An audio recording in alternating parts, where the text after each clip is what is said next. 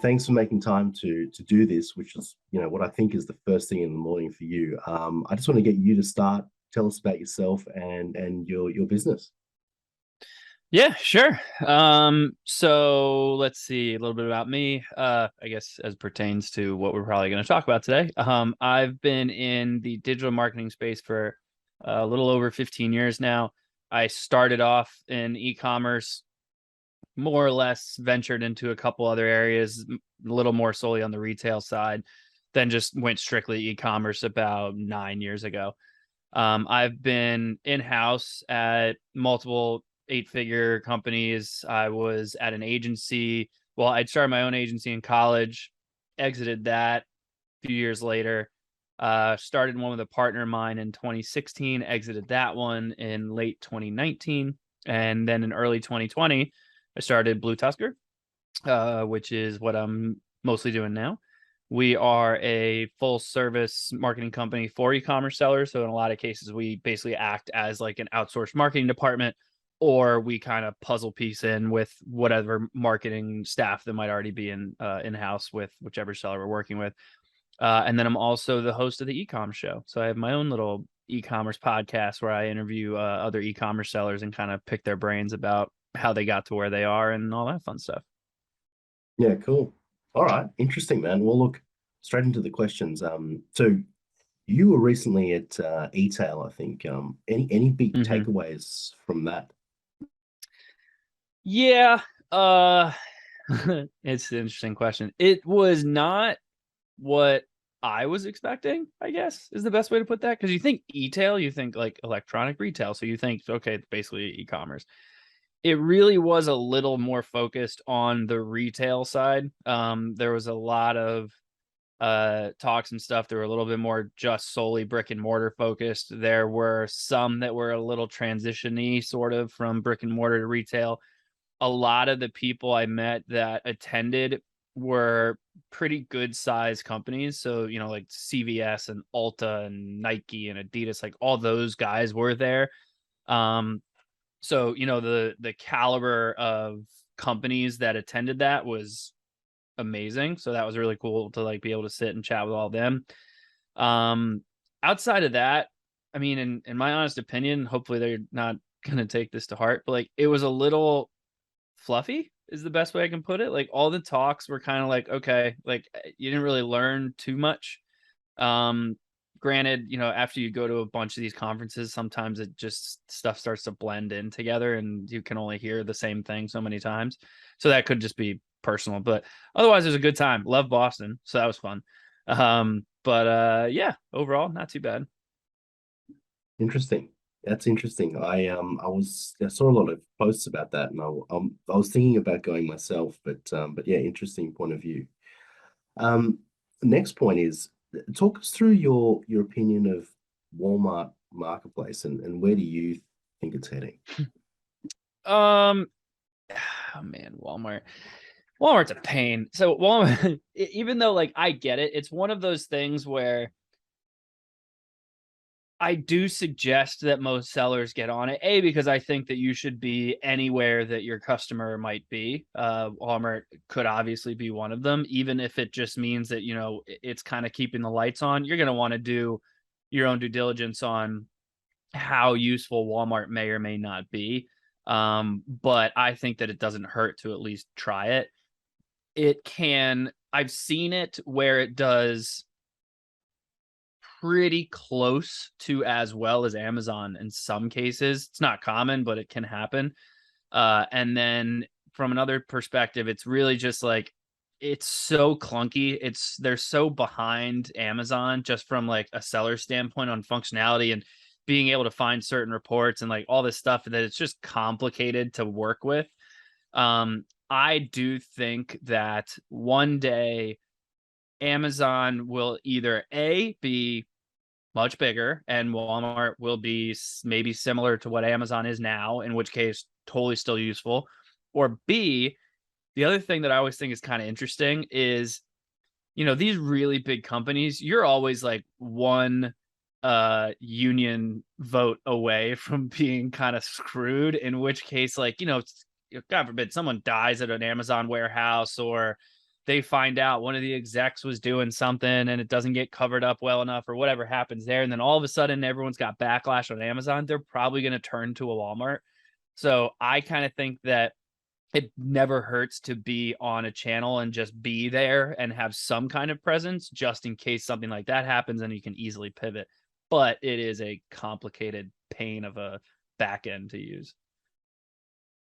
Very animated commentary there. I'm sensing, you know, we're both holding back some profanities. So Exactly. switching gears, man. So what to content? You know, content as a topic. What are brands focusing on at the moment, in your opinion? We've seen a pretty good size shift to SEO.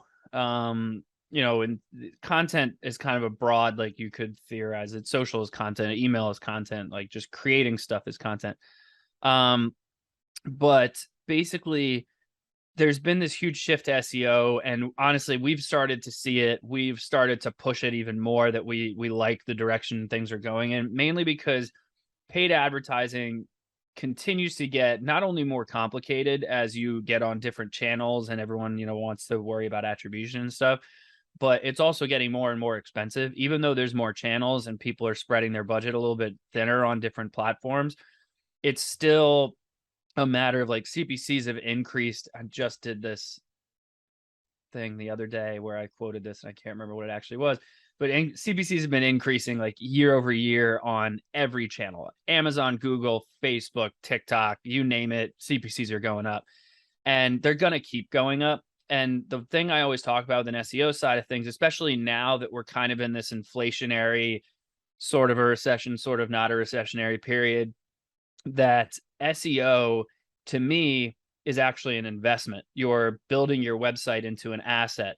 If you ever have cash flow issues and decide you need to cut back on your paid advertising, you're screwed. Whatever you're getting at that time, you can expect significantly less.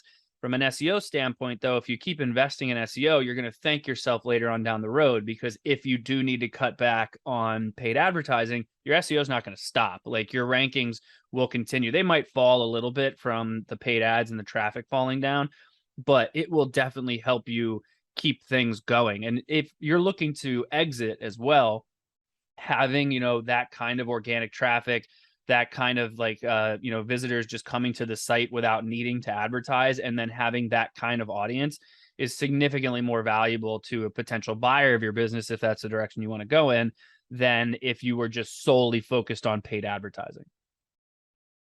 Yeah, yeah, that makes sense.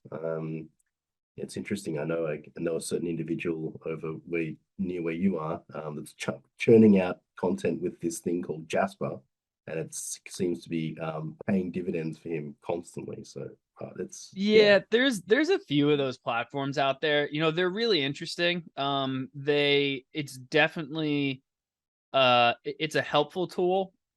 I would absolutely say though that it doesn't it doesn't exactly do the job as well as you'd like it to. It still requires having a writer or an editor looking at it and, you know, adjusting it as it's writing stuff for you. And then it does obviously require someone who's using it to understand what's being talked about. Like actually, as of this recording, I don't know when you're pushing this out, but as of this recording, over this week and next week, Google's pushing out their new algorithm update, which is solely now a lot more focused on basically the value that these articles or that your pages are providing. So instead of writing for the algorithm, it's more like writing for the consumer and the person who's visiting the page. And so, you know, Google's got whatever ranking factors they put into place to kind of make that judgment. And so people over the next couple of weeks who maybe used a Jasper or who just kind of were throwing articles up and just shoving a bunch of keywords in it, they might start to see their traffic start to come down now, because it's actually going to hurt them. So it's a cool tool and it definitely helps speed things up. But at the same time, like you got to have someone who knows what they're doing using it. So while it does save time, I wouldn't say it like cuts it drastically. that's very true. That's very true. I think you and I are on the same page, except I'd use more profanities to to steer that.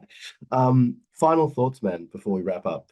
So what you know, we're both going to the Helium 10 event in like a few weeks, really. Mhm. It's, you know, it's the first ever. What do you think you and I are in for?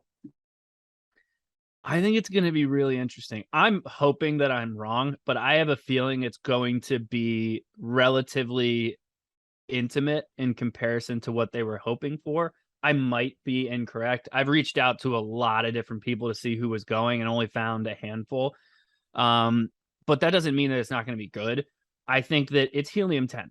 They have been at every conference I have ever been to, almost every time. So chances are they know how to do this by this point. And like to have your first, like they've had like other one-off events and stuff like that, but to have your first like real big conference and have like who's it like Gary Vee and Neil Patel are the two keynote speakers. They have Nelly who's performing, which is I find hilarious.